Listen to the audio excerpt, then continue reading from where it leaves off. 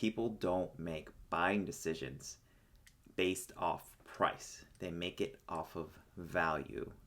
So what does that mean? So I was having an interesting discussion with one of my managers the other day, and we were talking about whether she should have charged somebody more for these services that they added on that weren't part of the original haircut.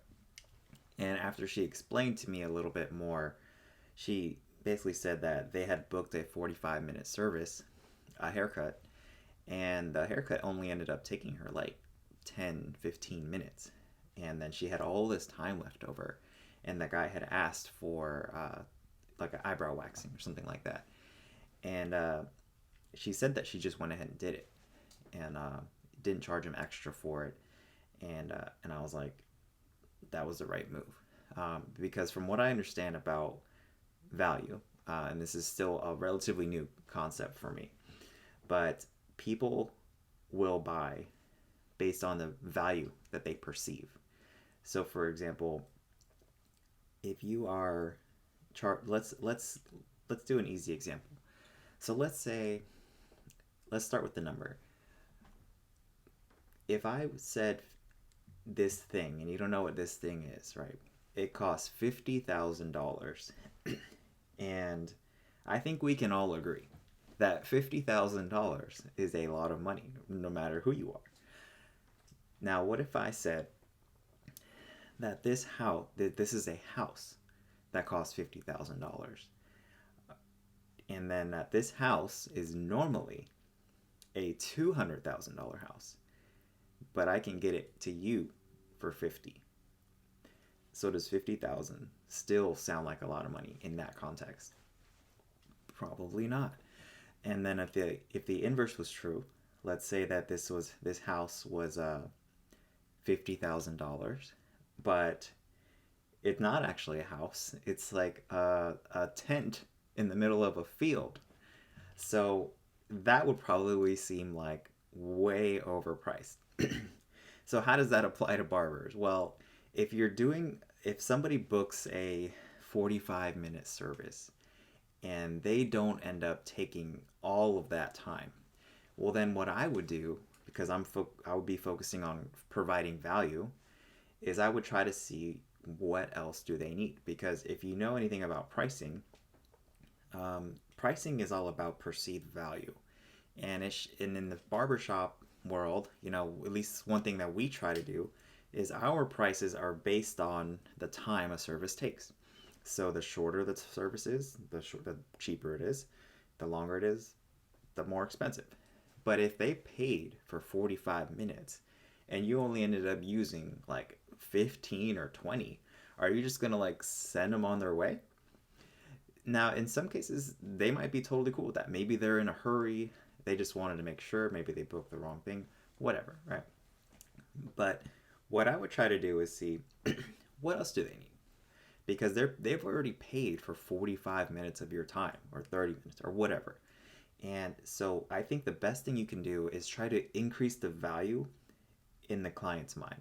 Because one of the ultimate compliments that we get in the barbershop, and if you've ever heard this, then I think that is a clue that you're doing your job well, is when you go to check somebody out, no matter what the price is, if somebody says, that's it, you did your job, right? Because then what we really want to shoot for is, like, let's say we're charging $40 for a haircut.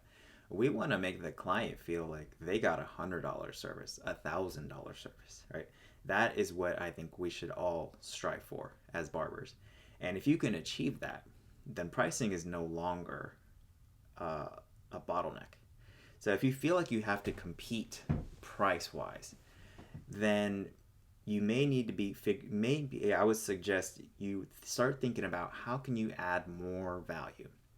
There's ways to do that without discounting yourself and without adding a bunch of things in that are going to cost you money. But just remember that the value is the perception and the difference of what they pay versus what they got. It doesn't actually have to cost you that much more money. But as long as they perceive the value being there, then that's all that matters. It's all of the perceived value. So if they perceive that they got $100 service and you only charge them 40, they're going to perceive that as a great deal.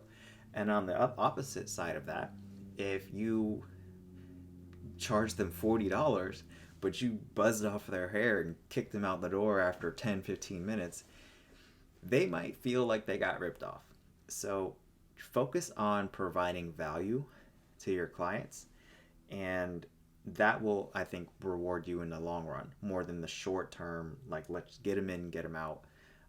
Because value is ultimately how people choose to make their pricing decisions, and it is not based, or it's how they choose to make their buying decisions.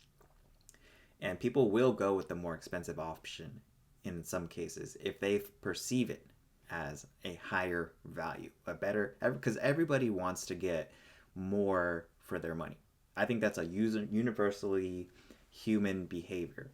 Some people make more, so they're willing to spend more, but even they still want to get the most. So if they can find a haircut from somebody who's better than you, that can do a haircut at the same pace or faster, provide better customer service, but the price is the same, it might not be that you're losing because of price. It could just be that you need to up your value.